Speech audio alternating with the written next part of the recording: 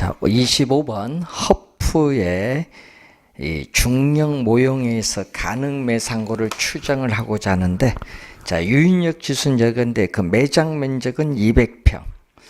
근린 지역과 점포에 거래된 지수는 우리가 얼마? 2로 가정하죠. 자, 이론적 매상고를 보는데, 자, 그러면은 우선은 근린 지역 A 지역과 점포의 거리가 1km죠. 그래서 거리의 우리가 제곱, 거리 제곱에 반비례하거든요. 1km. 거리 제곱에 반비례하고 매장 면적은 200평이 되겠죠. 매장 면적이 비례하고 B는 거리 제곱에 반비례하고 매장 면적 200평. C는 매장 면적이 200평인데 거리 3이죠. 요거죠. 그럼 여기 200이고 요건 얼마죠? 50이고 9로 나눠주면 되죠. 그래서 우선은 200을 9로 나눠주면 얼마나 돼요? 9, 2, 18, 22점 얼마 나오죠? 18, 22점 약 뭐 2가 나오나요? 자, 이런 형태가 나오죠. 그러면 272점 약 2 정도가 돼요. 자, 그러면은 272.2가 나오는 거 우리가 여기 보면은, 그래서 이게 거리의 제곱에 반비례하고 매장 면적에 우리가 비례한다는 그러한 내용입니다. 2로 가정한다는 것은 중력 모형을 적용하는 거죠. 그래서 A에 대한 우리가 이론상 가능 매상고는 얼마냐? 그러면 A에 대해서는 요게 270이죠. A 지역에서 구하는 건데 A 지역에서는 200 전체 272점에서 A는 요거죠. A는 얼마? 200이 차지하는 비율인데 이게 얼마? A에 지출 가능액 1000만 원 곱해주면 이게 답이 되겠네요. 정답은 1번 정답이 나오겠네요. 자, 26번.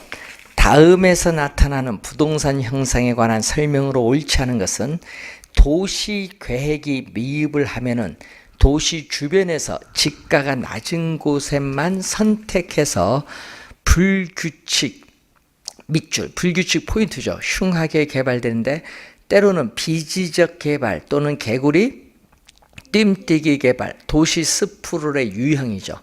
스프롤 형상을 나타나거든요. 도시화가 급격하게 진행될 때 나타나기 쉽고요.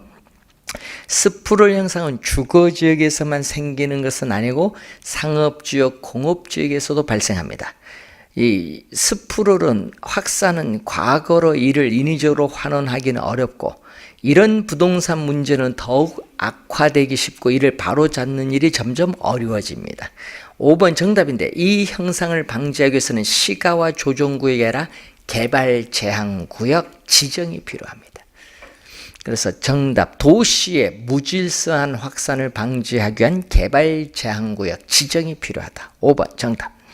27번 옳은 것. 변동금리에서는 인플레이션이 예상외로 높을 경우에는 차입자를 보호하기 위해서 변동금리의 상한선을 설정할 수 있습니다. 금리 위험 부담을 낮추기 위해서 그렇죠. 고정이자율 1번이 정답이네요. 자, 고정이자율 저당에서는 시장 이자율이 대출 이자율보다 높을 때 하면 안 돼. 낮을 때. 2번은 작년, 재작년, 2년 연속 정답 지문입니다. 낮을 때입니다. 낮을 때 조기 상환하는 게 유리하죠. 고정이자율 저당에서는 시장 이자율이 뭐보다 대출 이자율보다 더 높을 때가 아니라 낮을 때. 낮을 때 차입자는 시장금리 하락에 따른 위험 부담이 높죠. 그렇기 때문에 우리는 금리 위험이 발생하는 겁니다. 낮을 때입니다. 4번 대출자가 원리금 상환과 관련된 위험을 회피하기 위해서는 어떻게 돼요? 변동이자율보다 고정이자율이 아니라 금리 변동에 따라 금리를 인상시킬 수 있는 변동금리 대출을 선호하죠. 4번 정답. 대출 계약 당시의 초기 이자율은 고정 이자율이 변동 이자율보다 높은 것이 일반적. 낮은 게 아니라 높은 것. 그래서 5번 틀렸는데 5번도 시험에 많이 냅니다. 자, 28번. 부동산 분석에 관한 용어의 설명 중 틀린 것. 지역 경제 분석에서는 대상 지역에 우리가 모든 부동산에 대한 수요와 시장에 영향을 미치는 인구, 고용, 소득 등의 총량적 지표를 분석하는 것을 말하죠. 그래서 어떻게 해요? 맞는 지문이죠. 지역 경제 분석을 토대로 해서 두 번째 나타난 분석이 바로 무슨 분석? 시장 분석이 나타나겠죠. 시장 분석. 자, 3번에 특정의 동그라미, 특정 지역이나 부동산 유형에 대한 수요 공급 분석하는 게 시장성 분석입니다. 자, 그리고 흡수율 분석, 개발 사업과 관련한 거시적 경기 동향, 정책 환경, 지역 시장 특성 분석하는 요거 흡수율 분석이라 시장 분석. 2번 정답. 자, 그리고 이 개발된 부동산이 시장에서 매매, 임대될 가능성을 분석하는 게 시장성 분석이고, 이게 작년에 또 출제했었죠. 그리고 네 번째가 타당성 분석. 개발 사업에 투자 자금을 끌어들일 수 있을 정도로 충분한 수익이 있는지 여부를 분석하는 타당성 분석이 요거. 최종적인 투자 여부를 결정하는 투자 분석은 다섯 번째. 순서도 잘 알아두셔야 되겠고, 상권 분석은 이 대상 점포가 고객을 끌어들이는 지리적 범위를 분석하는데, 시장 분석에 있어서의 단위는 상권으로 우리가 표현되고, 상권의 범위는 이 개발 부동산의 수요의 대체성 및 경쟁 부동산의 공간적 분포와 밀접한 관계를 있습니다. 맞는 지문. 2번 정답. 29번 가장거래가 뭔가? 등가 교환 방식인 경우 토지 소유자가 토지를 제공하고 개발업자가 건물을 건축하여 그 기여도 동그라미 기여도에 따라 각각 토지 건물 지분을 갖는 건데, 공사비를 건축 면적의 일부인 대물로 변제하는 방식입니다. 신차지 방식은 차지, 땅을 빌리는 계약을 체결할 때 권리금은 주고받지 않는데, 계약 종료 시점에서 땅을 빌렸으니까 무상 반환하고요. 건물은 공동개발사업 청산을 해야 되기 때문에 시가로 양도합니다. 맞는 질문. 사업 수탁 방식은 건물이 기획 단계에서부터 완공 후 관리 운영까지 사업 실시에 대한 전반을 개발업자가 담당하는 개발 방식인데, 사업이 개발업자 명의가 아니라 토지 소유자의 명의로 행해져요. 3번 정답이죠. 3번은 무슨 누구의 명의로? 사업 위탁형은 토지 소유 주체가 토지 소유자예요. 토지 소유 주체가 토지 소유자이기 때문에 우리는 개발 사업은 우리는 끝까지 누구의 명의로?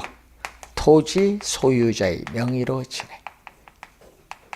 개발업자가 아니라 토지 소유자의 명의로 진행된다는 점. 자, 4번 공동 빌딩 건설 방식의 경우 사업 방식은 각 토지 소유자가 상호 건축비를 부담하여 건설하는 자력 건설료, 또 건축비를 개발업자 등이 부담하고 토지 가격, 건축 자금 비율에 따라 나는 등가 교환형 두 가지 유형이 있고, 건설 협력금 차입 방식은 토지 소유자는 소유권을 그대로 보유하면서 공동의 사업자가 건축비를 부담하여 건물을 완공한 이후에 제3자에서 임대에서 발생한 수익을 어떻게 돼요? 배분하는 공동사업 방식입니다. 자, 3번 정답이고 30번 옳지 않은 것. 자, 부동산 마케팅의 대상은 물적 부동산인 토지, 건물, 부동산 서비스, 부동산 증권의 세 가지 유형의 부동산 제품을 사고 팔고 임대차하는 걸 말합니다. 부동산 마케팅 종류가 2번. 3번 부동산 시장은 매도자, 공급자 시장에서 매수자, 수요자 시장으로 전환됨에 따라 우리 마케팅 전략이 최근에 강조되고 있습니다. 자, 4번 고객과의 장기적, 지속적 관계를 유지하는 전략은 무슨 전략? 관계 마케팅 전략. 30번에 4번이 정답이죠. 소비자와 생산자 간의 장기적이고 지속적인 상호관계를 중시하는 전략으로서 관계 마케팅 전략을 우리는 예를 들어 볼 수 있다. 부동산 상품의 마케팅 계획 시에는 품질 설계, 입지 조건, 상표 등을 고려해야 합니다. 31번 이자율과 관련된 설명인데 부동산 투자자는 매각에 의한 자본 차익뿐만 아니라 융자를 승계함으로써는 이익도 기대할 수 있죠. 지렛대 효과. 없다 하니까 틀렸어요. 기대할 수 있습니다. 1번 정답이네요. 2번 이자율은 오늘 소비를 포기하고 이것을 오늘의 소비를 미래로 미루는 데 대한 화폐 시간 선호 가치인데 항상 뭐에 대해서 적용하고 있다? 융자 잔고에 대해서 얘기거든요. 이자는 뭐 융자 잔고거든요. 융자 잔고에 이자율을 곱하면 구할 수 있는데 그래서 이자율은 항상 뭐에 대해서? 융자 잔고에 대해서 적용하는 겁니다. 3번 모든 투자에 있어서 투자 유인을 하는 기본적 최소한의 요구 이자율을 실질 이자율이라고 하고 일반적으로 실질 이자율의 예상 인플레이션율을 단순히 대서 명목 이자율을 계산합니다. 부채 감당률의 변화와 채무 불이행 위험은 마이너스 관계에 있다. 자, 5번에 이 부채 감당률은 순 영업소득이 부채 서비스액에 얼마가 되는가 이걸 보는 거죠. 그래서 부채 감당률이 높다. 부채 감당률이 높다는 것은 순영업소득이 부채 서비스액보다 뭐다? 우린 크다는 얘기거든요. 그러면 채무 불이행 위험은 뭐야? 점점 줄어들겠죠. 그래서 이게 이렇게 반대로 변동하면은 무슨 관계? 마이너스고. 자, 32번. 자, 차입자 입장에서 옳은 건데 시중은행 CD 영동주택담보대출은 변동금리고 한국주택금융공사 보증자료는 고정금리라는 걸 염두에 두시죠. 자, 지속적으로 시장금리가 인하될 것으로 예상될 경우에는 뭐가 돼? 우리는 변동금리가 유리하겠죠. 보금자리로는 고정금리가 아니라 변동금리가 유리합니다. 1번 틀렸고 통상적으로 CD 영동주택담보대출은 보금자리로는 고정금리보다 이자율이 낮은 편, 높은 편이 아니라 낮은 편. 보금자리론을 대출받는 거죠. 고정금리로 대출받는 것은 변동금리 대출이 가지고 있는 금리 변동 위험을 피하기 위해서 그렇습니다. 3번 정답. 보금자리로는 고정금리인데 자 여러분 보금자리로는 고정금리인데 그 매월 원금 균등 분할 상환이죠. 이때 월 상환액은 점점 줄어들죠. 원금 균등 분할 상환에서 원리금 상환액은 체감하거든요. 원금은 어떻게 돼? 변화가 없거든요. 원금은 일정해요. 그렇기 때문에 분자는 일정한데 분모는 점점 작아지니까 전체 값은 점점 커져요. 그래서 맨 끝에 감소하는 것이 아니라 증가한다. 그래서 틀린 집. 지금 뭐일 경우다? CA입니다. 원금 균등 분할 상환입니다. 자, 5번 지속적으로 인플레이션 형상이 심해질 것으로 예상되면은 고정금리 대출이 유리합니다. 변동금리 대출이 아니라 고정금리 대출 보금자리로 받는 게 유리합니다. 33번 CMO에 대한 설명 틀린 건데 CMO는 발행기관이 하나의 모기지 풀 이런 얘기죠. 하나의 모기지 풀을 해서 몇 개의 이렇게 계층으로 나눠서 발행하는데 이때 나눠진 계층을 우리는 트렌치라고 하죠. 트렌치. 1번 개념입니다. 만기가 장긴 트렌치일수록 만기가 장기로 간다. 뭐 1년, 2년, 20년 장기로 갈수록 미래의 불확실성인 위험이 높으니까 수익률이 높죠. 3번 원리금을 트렌치별로 처음에 1년 원금이자 주고 그 다음에 끝나면 2년 차, 끝나면 3년 이런 식으로 원리금이 순차적으로 지급하기 때문에 MPTS의 성질을 포함하고 있습니다. 맞고요. 조기 상환 위험은 MPTS와 마찬가지로 투자자가 부담합니다. 자, 그런데 트렌치별로 부담하는 조기 상환 위험의 크기는 다르죠. 만기가 길수록 위험이 높아요. 원리금이 투자자에게 이전되는 것은 뭐다? MPTS. 자, 5번에 원리금이 투자자에게 이전되는 건 MPTS와 동일하고 주택 저당 채권 집합물을 담보로 채권을 발행하는 MBB와 성격 유사하죠. 요 두 개를 갖춘 뭐다? 혼합이죠. 이 두 개를 갖춘 혼합형 성격을 가진 MBS를 의미하죠. 5번 정답. 34번 유동성의 부동산의 낮은 유동성 문제를 보완할 수 있는 증권화 상품 아닌 거 찾는 거. PF는 증권화 상품이 아니라는 거. 니츠는 부동산 증권화의 한 형태죠. 부동산을 주식 담보로 주식 발행하는 겁니다. 그래서 부동산 간접 투자 펀드, 요거 뭐죠? 부동산 펀드죠. 자, 5번 정답입니다. 35번 부동산 가격의 특징에 대한 설명이다. 옳지 않은 것. 가격은 교환의 대가인 가격과 사용 수익의 대가인 임대료로 표시되며 원본과 과실, 원본은 가격, 임대료는 과실의 관계에 있습니다. 부동산의 현실적 가격은 기회비용을 잘 반영하므로 이를 기초로 하는 평가 가격은 기회비용을 제대로 반영하는 잠재 가격이 된다. 여러분, 부동산의 현실적 가격은 기회비용을 올바르게 반영하지 못한다. 2번 정답. 기회비용을 올바르게 반영하지 못한다. 자, 3번은 시장가치 개념. 그리고 4번은 영속성에 의해서 부동산 가격은 항상 변화의 과정이 있고 과거, 현재 및 장래에 걸친 장기적 배려하에 형성되고 부동산 가격은 단독으로 고립 형성되는 것이 아니라 지역성의 영향을 받습니다. 36번 틀린 것. 자, 사례 자료를 동일 수급권 내의 유사지역에서 구할 경우는 지역 요인 비교 과정 필요하죠. 오늘 배우셨습니다. 1번 정답. 틀렸죠. 인근 지역과 동일 수급권 내 유사지역은 지리적으로 인접할 필요는 없어요. 인접할 수도 있고 인접하지 않을 수도 있어요. 그 지역 내 부동산 상호 간에 대체 경쟁 관계가 성립하여 가격 형성에 영향을 미치는 지역입니다. 3번은 유사지역의 개념이죠. 4번 인근 지역의 범위가 지나치게 확대되면은 용도적 동질성이 떨어지기 때문에 가격 수준 판정이 어려워질 수 있습니다. 성숙도가 낮은 후보지의 경우에는 전환전이죠. 낮은 동그라미, 전환전, 전의 동그라미. 그게 포인트, 맞는 점. 37번.